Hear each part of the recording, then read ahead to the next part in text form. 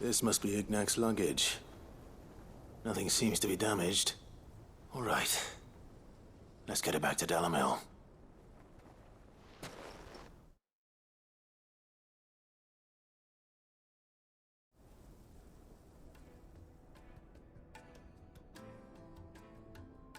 I hear I have you to thank for the return of my effects. What shall I call you, my good man? Wyvern. Glad to make your acquaintance. A formidable name indeed. Well, Wyvern, I appear to be in your debt. Redeem here tells me you wished for an audience. Is that all? A few moments of your time should suffice, yes. You're a peculiar fellow, Wyvern. All right, speak. Master Wyvern was wondering if you could tell him about a certain single-edged sword you recently acquired. Oh, a true work of art, that one. Karen drove me hard on the price, but I would have sold her Radim here to get my hands on that sword. It was made in the Outer Isles, far beyond the Twins, and is used exclusively by the practitioners of a unique school of swordsmanship. They believe no combat should ever exceed a single strike, and hone their blades to such perfection that none ever does. Each sword is made for that one perfect stroke, and for that stroke only. They crack upon a second blow. There's a brutal sort of beauty to it, really. But how do they hone such an edge? Fine question. Why, they use a whetstone, of course. Whetstones, rather. A whole array of them, ranging from the coarse to the fine. 10,000 licks with the sharpening stone, then 10,000 more. But it is the final stone which lends the blade its legendary sharpness. A mineral quite foreign to this great realm of ours. And that is the key. The secret ingredient. Wyvern, it occurs to me that my little lecture is hardly equal to services rendered. Take this, together with my regards. The very stone of which I spoke, far rarer among collectors than even the blade itself, and a far more fitting payment. Thank you. Pardon the intrusion, my lordship. However, it is long past time we prepared ourselves to depart. So it is.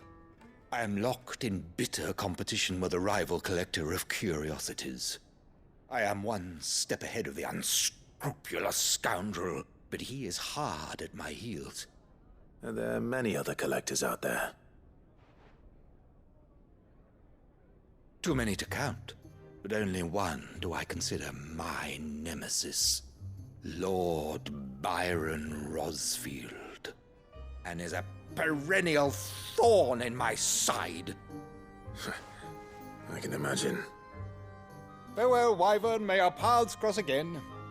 Radim, we mustn't dawdle.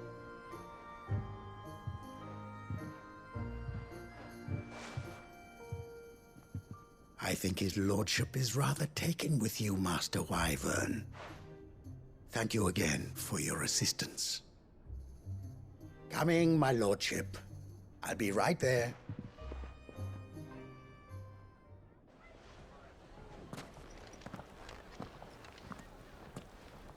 Trust Uncle Byron to find such an interesting rival. Now, let's see what Blackthorn makes of this whetstone, shall we?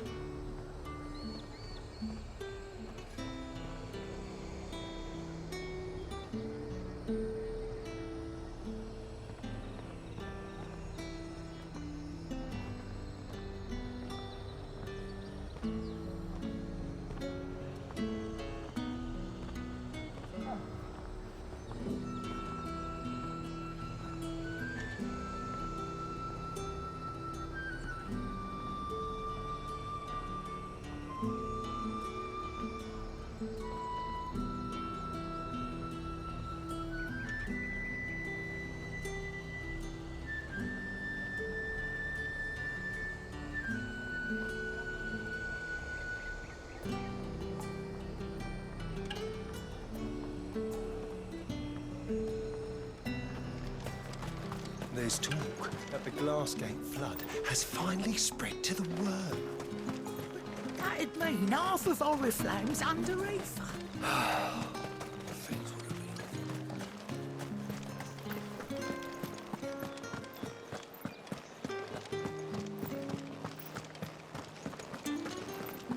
been. Did you hear? The gates to heaven. I want to see. What am I gonna do without Sweetwater and oil of talc? Still no car. Milady, I come bearing gifts. Gifts? Whatever is the occasion.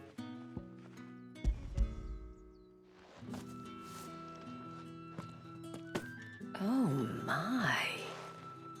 Clive, you really have outdone yourself. Otto asked me to give it to you. To settle the Hideaway's debt with the Veil. And to compensate you for the time it took us to do so. You disappoint me, Clive. I thought you might finally be warming to me. Tell Otto he can keep his baubles. I tried to tell him as much the first time around.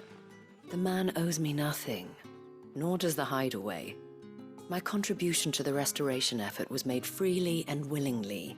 It was the least I could do. You once told me Sid did you a kindness.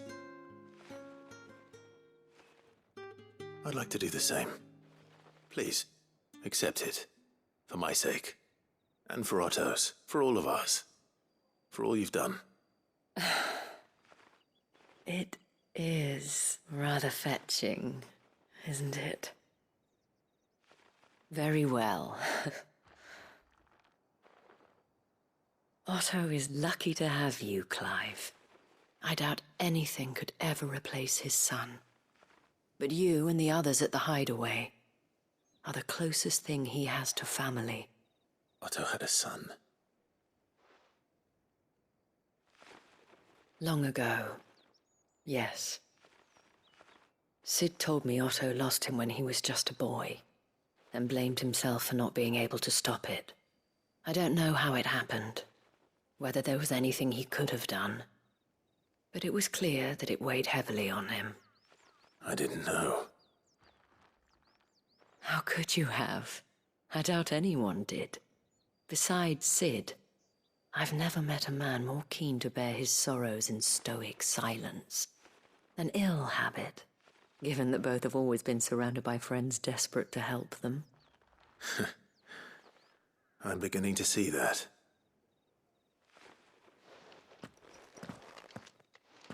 Go will want to know the stones were delivered. If he's still with us.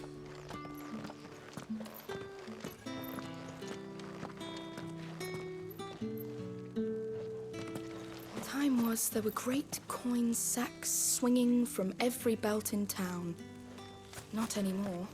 Since the capital moved, they're all shriveled to the size of peas.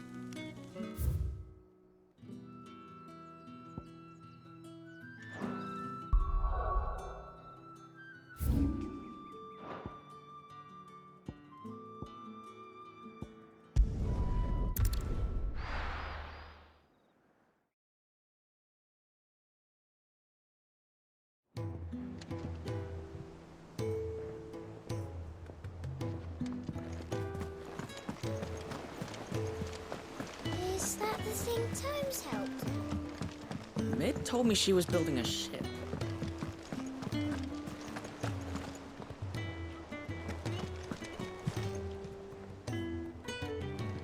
Goat. Still alive, I see. So Lady Karen accepted the ruby. Ah, about that. I tried my best, but she was just too stubborn to take it.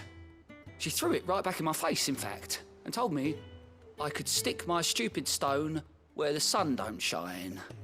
Karen refused payment. I hope it wasn't something I said. I'm sure you were as tactful as ever. Let me see what I can do. Oh, wonderful. I hope you have better luck than I did.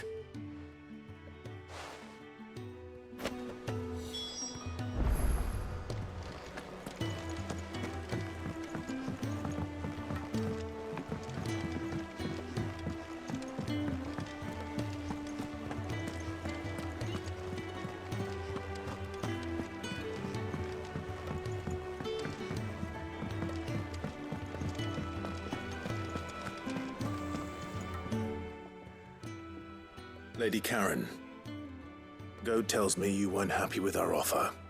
Would you prefer the debt was repaid in coin? What debt? I don't recall lending any of you lot me hard-earned gil. I may have tossed a talent or two in the Hideaway's coffers, but those were donations, and you can hardly call it charity if you go asking for it back. Of course not. But one good turn deserves another. And our circumstances have changed. Surely you wouldn't shun the gratitude of a pauper who happened to have become a prince. Oh, so you're a prince now, are you? Fine. But I'm selling it and taking what I'm owed, then you're getting the rest whether you like it or not.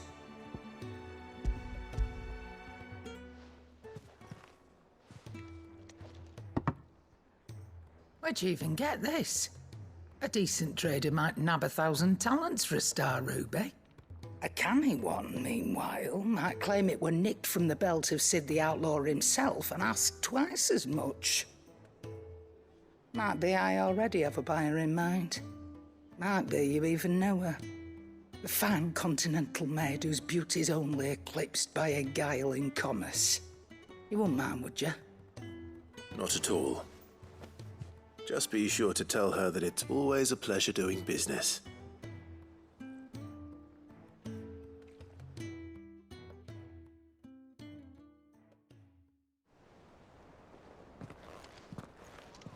I hear you ended up delivering all 3 stones. Thanks to this lump. I sometimes wonder what I pay you for. Speaking of which, I still haven't been paid last month's wages. Oh, so you remember what's owed to you then? Get your ass behind that disc of yours and don't get up before those ledgers are square. Right away.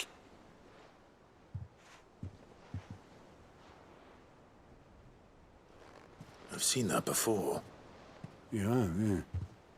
Plenty of times. It was the only goblet Sid ever used.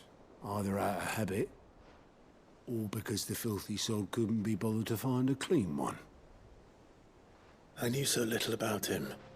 Like most people. Martha and the Dame both seem to have fond memories of him. I bet they do. How long did you know Sid before he... Before he died. 20 summers, give or take. Back in the day, I was a purser on a trade ship, which is where I met him. He bought passage to... I forget where. But having nothing better to do on the long nights, we set up drinking island rum till the morning bell dragged me back to my duties. Quit my post not long after that. On account of making a fine maiden's belly fat. But me and Sid stayed close, promising we'd one day sail the seas again. That was before fate stepped in and said she was having none of it. The magic woke inside my son soon after his first name day, and there was no hiding his knack. Couldn't you and your family have... My family were the ones who summoned the constable, wanted the monster taken away. I couldn't turn my back on him, forget what I felt, and I couldn't for the life of me understand how they could. Luckily, Sid was of the same mind as me. It was him who stood beside me when all I wanted was to tear the whole world down. Him who cried for me when I had no tears left of my own. Him who swore he'd do everything he could to stop it from happening again. And he was true to his word, too. Left the Royal Army once and for all. His ranks, his ribbons, gone. Just like that. Threw away everything he had. All to right a wrong that no one else had the courage to face. I knew then I'd follow that man to the ends of the earth.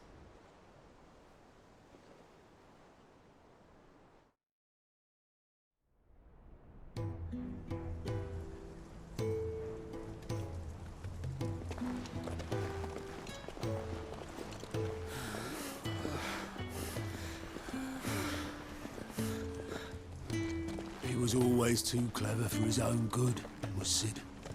Saw the world for what it really was, while the rest of us were content to go along with the lie we were shown. And it can't have been easy, bearing that burden alone.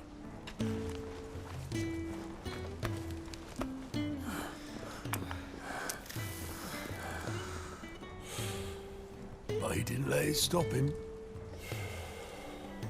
He never lost faith in what he believed was right. And that gave us faith in him. Faith he'd steer us true. So I swore to myself that I'd always be right behind him, ready to catch the stubborn sod, if ever he should fall.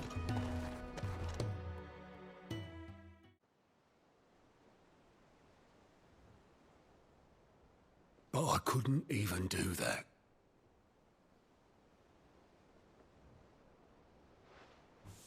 Ignore me, just the ramblings of a tired old man.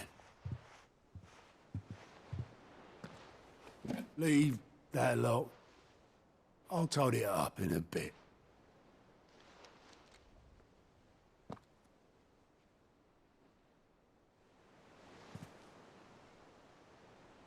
This is Sid's handwriting.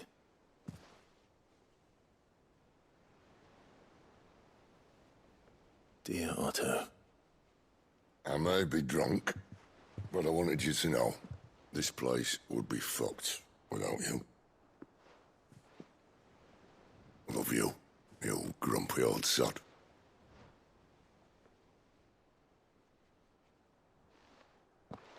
This note. What about it? Sid was right.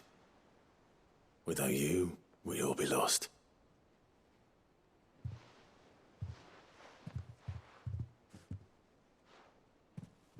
He should have bloody well said so then. Just once. Before he went. But then, why would he? Him, or anyone? I'd only have told him to piss off.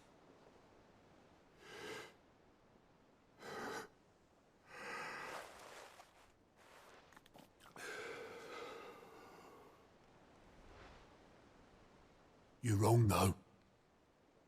Both of you. It was never just me keeping the hideaway afloat. It was all of us. I just shoved people in the right direction. I barely seem to be able to do that anymore.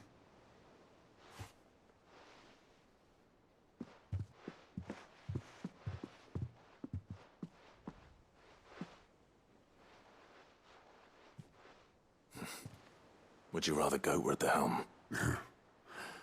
Well, maybe I've got a few more years left in me. I'm going to hold you to that, Otto. Before you go, Sid would have wanted you to have this. But that's... This'll do me just fine.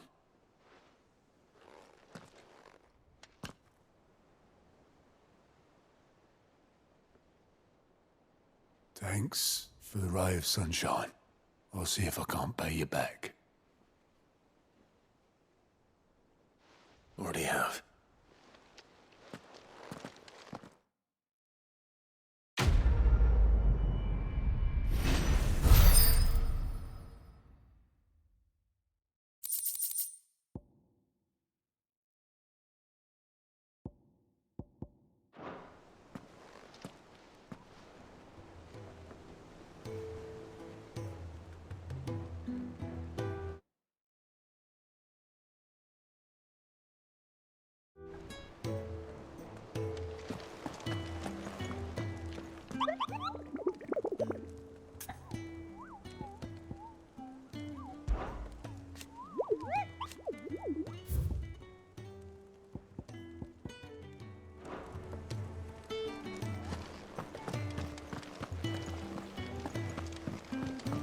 Mid told me she was building a ship.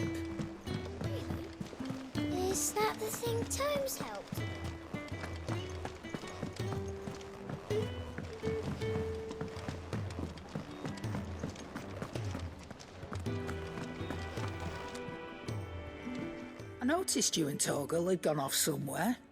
Take him for a walk, did you? You could say that.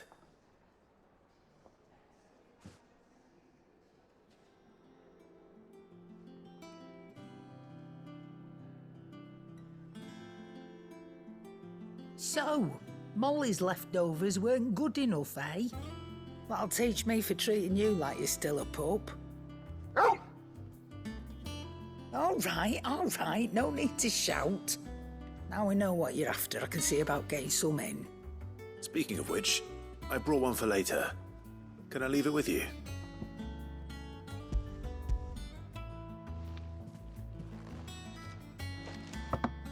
You can, aye. I'm nice like that. In return, you can thank Tomes for me. The bloody know-it-all. I was just on my way to see him.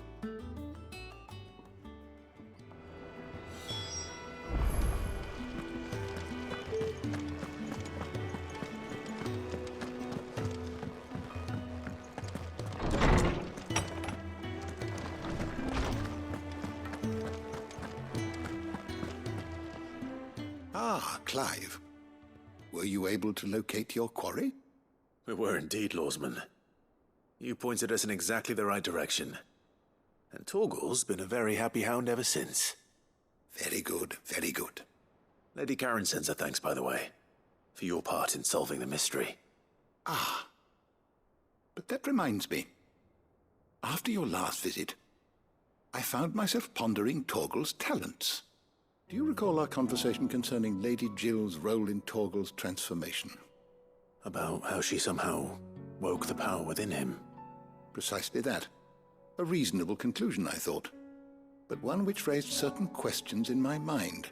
You see, the Fenrir of legend served Shiva and Shiva alone.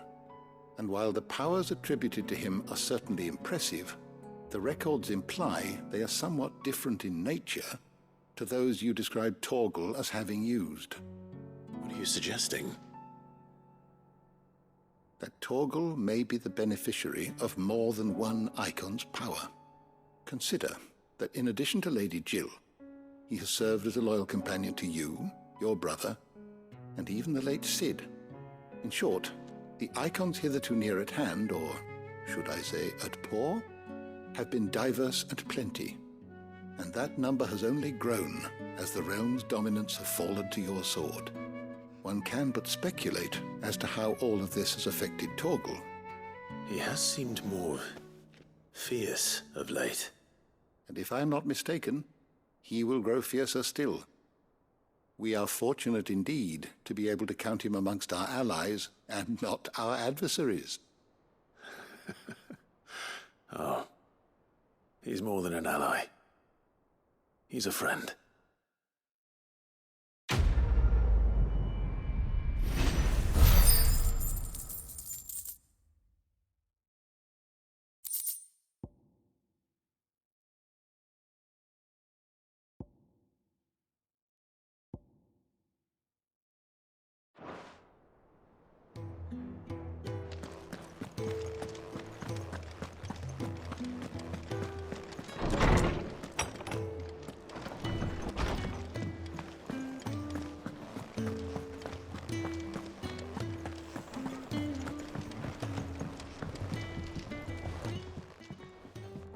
Sorry for the wait, but hopefully you'll agree it was worth it. You learned something about that sword then? I did better than that.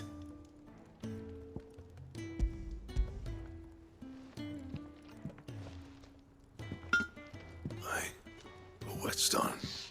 Yes, but not one you'll find anywhere in Valisthea.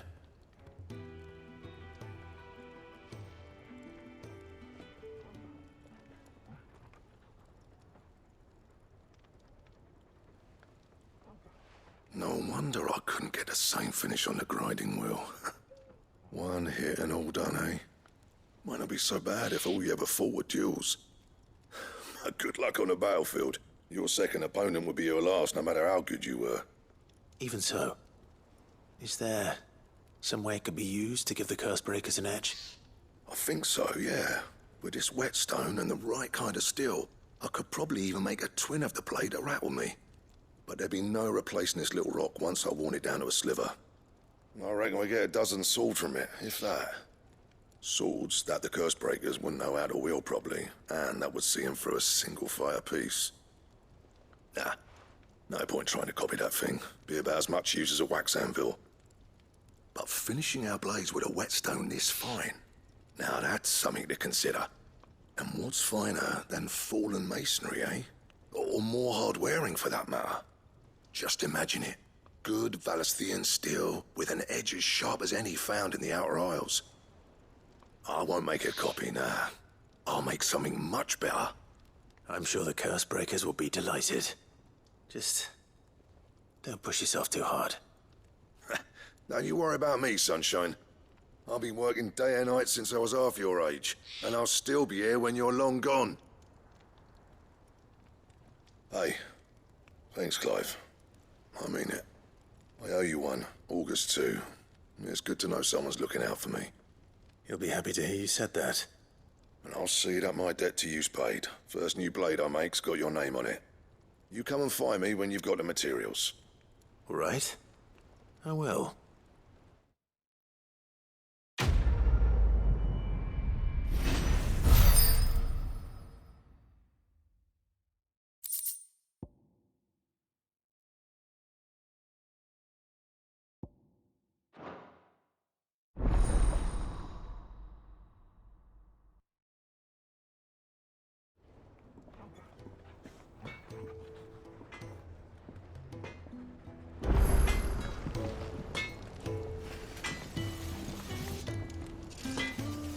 What do you need? So, what'll it be?